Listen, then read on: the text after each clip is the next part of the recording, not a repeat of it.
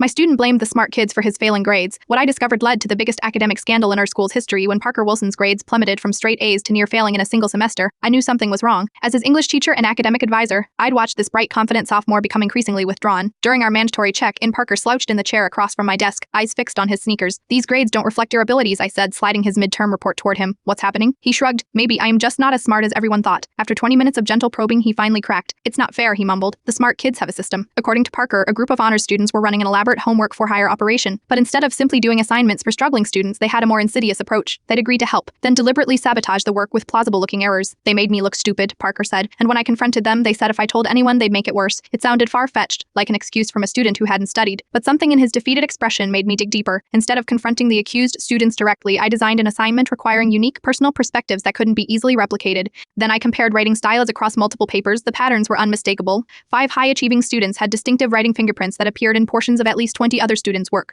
always in sections containing subtle but critical errors. I brought my findings to the principal, who authorized a broader investigation. What we uncovered was staggering. A sophisticated operation run by 7 honor students who called themselves the Calibration Committee. For 3 years, they've been manipulating the grade curve by strategically sabotaging other students' work. They maintained their positions at the top while ensuring others, especially those they viewed as threats, stayed below them. Their methods were calculated. They'd approach struggling students offering help, then insert errors. For students like Parker, who had previously performed well, they'd offer study guides containing subtly incorrect information. When confronted with evidence, their ringleader, a senior with Harvard aspirations, offered a chilling justification. "We're just preparing them for the real world. Not everyone gets to succeed." The aftermath was complex. The 7 students received suspensions and lost college recommendations. For students like Parker, we offered grade reconsiderations and academic support to rebuild confidence. 6 months later, Parker's grades returned to their previous excellence. During a follow-up meeting, he asked a question that still haunts me. "Miss Reynolds, why did they target me specifically?" The answer had emerged during our investigation. Parker, despite his modest background, had scored higher than the ringleader on the PS, marking him as competition for valedictorian and college admissions. This experience taught me that academic dishonesty isn't always about cutting corners. Sometimes it's about cutting down others, and that the most dangerous form of cheating isn't copying answers. It's manipulating the system to ensure others fail. Now, when students' performance suddenly changes, I look beyond the obvious explanations, because sometimes the dumbest sounding excuse reveals the most disturbing truth.